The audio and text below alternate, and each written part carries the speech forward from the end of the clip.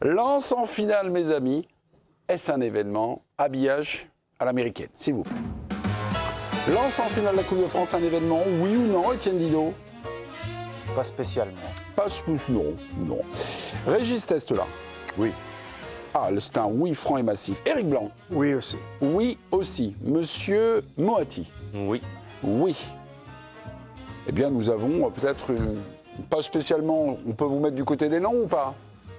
Pas spécialement. En même temps, vu la saison que fait le RC Lens, de les Eh ben voilà, ben merci. Ça suffit, là. Allez-y. Lancez le jingle, le président, s'il vous plaît, je vous en supplie. J'ai déjà commencé, on me quittera quelques secondes. Oui, vous avez sorti votre seul argument, mon Étienne. Étienne, est-ce que vous avez, je sais pas, un favori de cœur, un Régis, un Éric ou un Étienne Un poivre et sel, je vais prendre Étienne. Mais il n'y en a pas avec que des selles, là. Moati contre Didot, le choc des deux Étienne. Est-ce qu'on est prêt en régie? Oh bon, vous étiez là. Lens en finale, c'est un événement? Étienne, oui, pourquoi? Bah oui, c'est tellement évident, on ne va pas expliquer à nos téléspectateurs qui viennent de nous rejoindre, mais qui ont peut-être regardé la fin du match avec l'envahissement de Bollaert, un public lensois en folie qui va jouer une finale de Coupe de France. Ça leur arrive très peu souvent, au terme d'une saison qui est déjà une saison remarquable pour le club, qui était dans la plus grande difficulté, qui fait le match avec le Paris Saint-Germain pour le titre de champion de France, et qui peut même encore rêver d'un doublé. Il ne faut pas aimer le foot pour ne pas se réjouir de ça et de ne pas considérer que c'est vraiment un événement. Étienne, vous n'aimez pas le foot? Didot, hein. Un ton magnifique, c'était très joli, mais au vu justement de la saison du RC Lens, qu'il soit sur une finale de coupe, ça ne m'étonne pas. Ils ont eu une saison exceptionnelle, un jeu exceptionnel. Ce soir, ils ont été très très bons encore. Donc voilà, il y a des envahissements de terrain toutes les saisons dans tous les clubs qui vont en finale. Donc pour moi, c'est quelque chose de logique. C'est beau à voir. Je suis content pour le RC Lens et ses supporters. Mais au vu de leur niveau, pour moi, ce soir, ils étaient 2 classes au-dessus des Toulousains. Donc la qualification et la finale est presque logique ce soir, je dirais. Ok. Pas de possibilité de relance pour nos deux compères. Le temps imparti a été utilisé. Dans quelques minutes, on va vous montrer peut-être cet envahissement de terrain, puis tous les buts de cette rencontre. Mais pour l'heure, l'arbitrage du président Micou. Mais en fait, ils ont pris 2 angles différents et ils ont tous les deux raison. C'est-à-dire que vu que Lens n'y va pas toutes les années, quelle langue vous... donc c'est un événement, ouais, forcément. Mais après, moi, je rejoins Étienne aussi sur Didot. Parce oui, Étienne. Monsieur M et Monsieur D. Par rapport à, c'est un non-événement par rapport au jeu de Lens, qui est fantastique depuis le début de la saison, à la fois en championnat et aussi en Coupe de France. Alors après, c'est un non-événement parce que tu reçois Toulouse chez toi, tu es ultra favori, que tu passes, c'est pas un événement, tu vois, pour moi. Mais voilà, après, il y en a qui vont dire que c'est un événement parce que oui, le stade, forcément, les supporters sont heureux. Le terrain est envahi, donc oui, c'est une raison d'un événement. Mais j'ai l'impression que c'est un arbitrage par ouais, presque match nul, mais je vais je vais rejoindre Étienne Didot. Étienne Didot. Died. Ouais, de Died. Virginie, je crois qu'on a les images. 4-1 donc pour Lens face à Toulouse. Les images et l'envahissement de terrain, il semblerait. Pardon. C'est ce qu'on a. Mémé, vous allez voir ça. Ça démarre assez vite à la 7e minute avec un tacle par derrière de Demba sur Flo Thauvin qui va transformer facilement son penalty.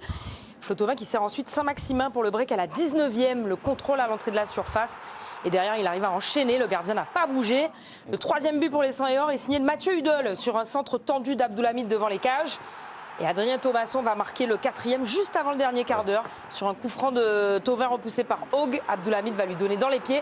4-1 pour Lens, qualifié pour la finale. Je rappelle que le club n'a jamais gagné cette coupe dans son histoire. Mais c'est pas un événement. Donc c'est un événement. Je crois qu'on va donc je reviens sur Étienne Moati alors. Ouais, je crois aussi. 4 finales disputées, donc la prochaine, ça sera la 4e, ce sera donc le 22 mai au Stade de France. La dernière fois, c'était en 1998, battu par le Paris Saint-Germain.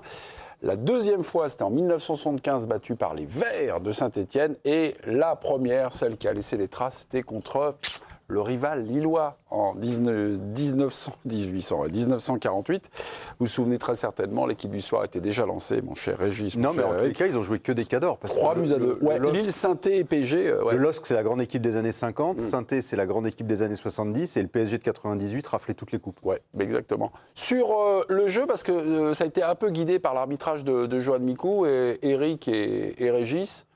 Il y avait 2 classes d'écart ce soir. C'est un jeu que vous reconnaissez. Régis, vous avez la main? 2 classes d'écart, je ne sais pas, parce que j'ai pas trouvé Toulouse si faible que ça dans le jeu. Après, je trouve qu'ils ont très très mal défendu. Le premier but, le penalty, on est à la limite du carton rouge parce qu'il peut casser la jambe de Florian Thauvin. Ouais. Sur le coup franc, le quatrième, le gardien joue très mal le coup. Sur le but de Hudol, le gardien joue encore très très mal le coup. Il prend un but dans ses 6 mètres. C'est Haug, il est norvégien. Ouais, Il les occupe pas. C'était le gardien de la finale de 2023. Et ils ont pas forcément fait un match mauvais, j'ai trouvé Toulouse, mais ils ont tellement mal défendu que. Vous retenez des menaces offensives de Toulouse? Non, Pas trop. non. Hein, non, mais c'est toujours pareil, c'est dans les 2 surfaces que ça se joue. Ils ont été mauvais dans les 2 surfaces. Donc, Eric, non, mais- sur le jeu lensois. Non, mais on va dire, moi, le jeu toulousain, j'ai vu une équipe Vitelmonte et Spadri, Ouais. puis en éventail, rien que des crickets. Alors, ils touchent la balle, ils ont fait des enchaînements, mais bouffés athlétiquement, nul. Toulouse, ils ont raté leur match dans toutes les largeurs, faut être sérieux. J'ai vu les stats un peu, au-delà de la possession, c'est le nombre d'occasions, 0,21, Ouais. un truc de fou, rien. Donc en plus je m'attendais à la victoire de Lens parce que ils les avaient joués en championnat, ils étaient Vendredi 0-2, dernier, hein. Ils gagnent 3-2 par miracle à la fin. Ils avaient bien compris, bien analysé, les mecs reviennent 3 jours après.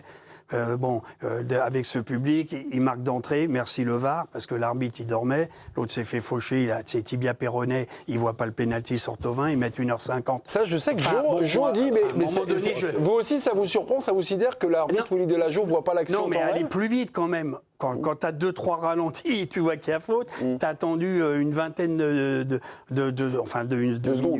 minutes. Une minute le temps. Bon, tout ça pour dire que, et faire court, il mérite largement. C'est une équipe qui regarde droit dans les yeux, vous le dites, en championnat, le PSG, qui va en finale, qui a eu un bon tirage, mais c'est exceptionnel. C'est magique pour eux. Maintenant, on va attendre demain. Le parcours de Lens pour Vas-y, juste t'es le pas parcours de d'accord Lens, avec mais Non, si, sur le penalty. Ah, le péno. Ouais. Non, moi, j'ai trouvé que l'arbitrage a été très bon ce soir. Il a laissé plutôt jouer. ouais. Par contre, comment c'est possible de ne pas siffler penalty en direct? Et surtout que quand on voit des ralentis, il est à 7-8 mètres de l'action, il n'y a personne qui est devant lui. Je ne comprends pas déjà d'une. Je vous redresse votre micro et c'est parti. Non, je ne comprends pas d'une qui ne siffle pas penalty en direct. Parce que moi, franchement, il faudrait qu'il m'explique comment il fait pour ne pas siffler.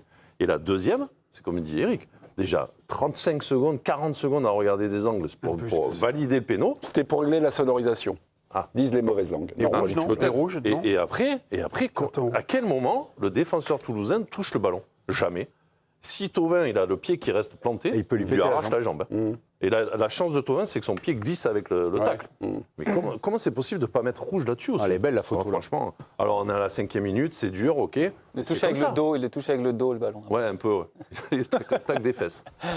Non, mais je regarde. Alors là, on voit la fin de l'action, mais il a le pied. Surtout qu'aujourd'hui, la double peine n'est pas obligatoire, sauf Si c'est s'il y a dangereux, quoi. véritablement Oui, c'est ça. une Non, mais action un tacle- dangereuse qui met en péril donc l'intégrité Et un tacle physique. par derrière dans le foot, ça fait 20 ans que c'est rouge. Ah, hein. quand tu vois le penalty en Coupe C'est-à-dire que d'Europe, ça aurait dû Barça être plus sans Atlético péno. Garcia, sur une poussette, et là, il se fait complètement cisailler. T'as un carton jaune et un rouge. Mais sinon, à part ça, l'arbitrage, moi j'ai aimé parce qu'il a laissé jouer. Souvent.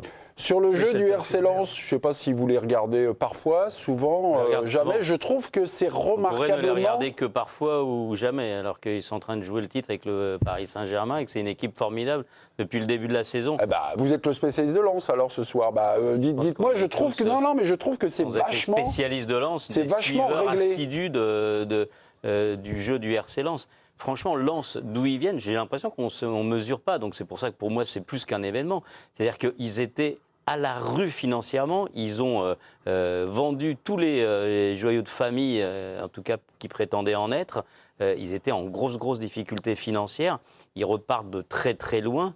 Et par le jeu, par un recrutement extrêmement habile et très intelligent, aujourd'hui, alors qu'ils n'étaient vraiment pas du tout dans les pronos, ils sont en train de jouer le titre avec le PSG de Luis Enrique, je dirais, qui est un PSG quand même énorme encore cette saison. Ça, c'est un événement. Ça, c'est l'événement.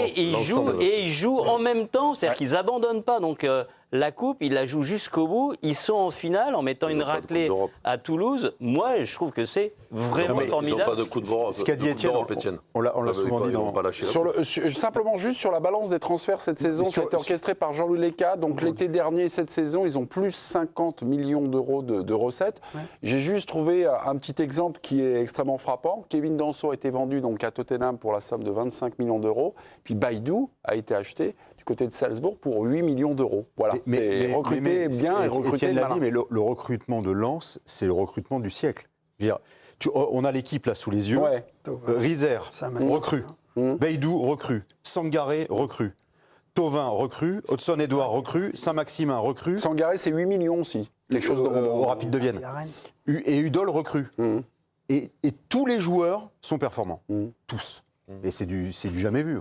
Pas toi qui bosses dans le recrutement, tu dois le savoir. Et recrue bon marché. Et recrue bon marché. Donc oui, c'est Baïdou, c'est la recrue la plus chère, c'est 8 millions d'euros. Le taux de réussite, on est proche de 100%. C'est invraisemblable. Après, quand tu vas recruter aussi, c'est que tu ne vas pas recruter seulement des joueurs pour moi. Tu vas recruter des joueurs qui rentrent dans une philosophie de jeu que tu veux mettre en place. Et je pense que c'est aussi les recruteurs, mais aussi le travail qui est fait ensemble. De toute façon, on le dit régulièrement, quand un président avec un directeur sportif et un entraîneur sont en communion, en général, ça fonctionne plutôt bien. C'est une maison très bien rangée. Sans gros moyens, tu arrives à faire des choses... Dans le recrutement, on peut aussi ajouter quand même Pierre Sage. Oui, ce que j'ai dit, l'entraîneur aussi. Parce que c'est quand même incroyable. Ce qu'il a réussi à faire à Lyon, se faire débarquer, bon, on sait qui était le président lyonnais, la direction lyonnaise qui est arrivé derrière. Ça n'avait pas de sens. Ça n'avait pas de sens de sortir Pierre Sage à ce moment-là. Et son arrivée à Lens avec donc très peu de moyens. Et là, c'est cette équipe qui est une équipe où il y a presque que des joueurs qui arrivent. Tu as l'impression qu'ils jouent ensemble depuis 5 ou 6 ans. Et alors, j'avais discuté avec Benjamin Parot, le directeur général du RC Lens. Lui aussi, qui est une tête pensante, qui est doué. Qui m'avait expliqué, on avait besoin de leaders à l'intersaison. Et on a été chercher 3 joueurs qui étaient capitaines dans leur club. Thauvin était capitaine à l'Udinese, Udol était capitaine à Metz et Baïdou était capitaine à Leipzig. Donc ils ont Salzbourg, pardon. Et ils ont pris 3 mecs qui étaient capitaines dans leur équipe pour donner du corps à un vestiaire.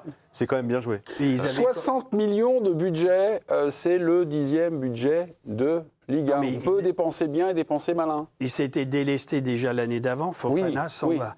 Tous les gros salaires. L'autre, il a dit, j'arrête de payer. Donc le président, c'est un miracle. La clé, pour moi, c'est l'entraîneur. Même si après Fonseca, c'était pas une... Il y a Jean-Louis Leca au recrutement, il y a Benjamin Parot, directeur général, il y a Pierre Sage. J'ai l'impression qu'à chaque fois, non, mais ils sont bons. Non, mais on va tous les associer. Tout le monde est à la bonne place. On va tous les associer au succès. Et moi, je suis pas dedans. Et moi, je suis pas comme Étienne. Je suis pas à Lens. Je les vois pas jouer régulièrement. Ce que je vois, c'est qu'ils sont quand même agressifs, athlétiques. Ils ont un fond de jeu. Ils vont vers l'avant. Ils poussent. Ils ont asphyxié Toulouse. Mais je ne mets pas un bémol en disant ça, mais quand même, un peu, c'est que je pense quand même qu'en championnat, les grosses écuries derrière ont été archi nulles cette année. C'est-à-dire que je suis désolé. 10 défaites pour Monaco, 10 défaites pour l'OM en Ligue 1. C'est pas possible. En 30 matchs. Non, mais quand tu vois ça, et les mecs sont 3e, 4e, 5e à la queue leu-leu, ils sont à 9 points de Lens, 8 points. Mais ils n'ont pas été au rendez-vous. Alors, je ne dis pas que Lens ne mérite pas, il mérite largement. Je dis simplement quand même... C'est la faillite des grosses... mais Lens, c'est au rendez-vous avec un nombre de points assez important. Combien 64 62. 8 points d'avance sur les 54 de Lille et de... En 29 matchs, parce qu'ils ont un match en retard avec Paris. On va voir... Non, mais c'est un parcours de champion. Tu as un peu plus de 2 points par match. On va voir à la fin à combien ils terminent. Oui. De toute façon, ils ne peuvent pas reculer. Mais c'est pas la défaillance. Non, mais pour le coup, ton analyse, Rico, je la partage pas. Rico, je la partage pas. Moi, je la partage, Eric. Donc, les grosses équipes sont aussi loin que ça, je la partage avec lui. Oui, 10 défaites, à 60 points. Mais le parcours de Lens, c'est un parcours incroyable en termes de points, en termes de jeu et en termes de points.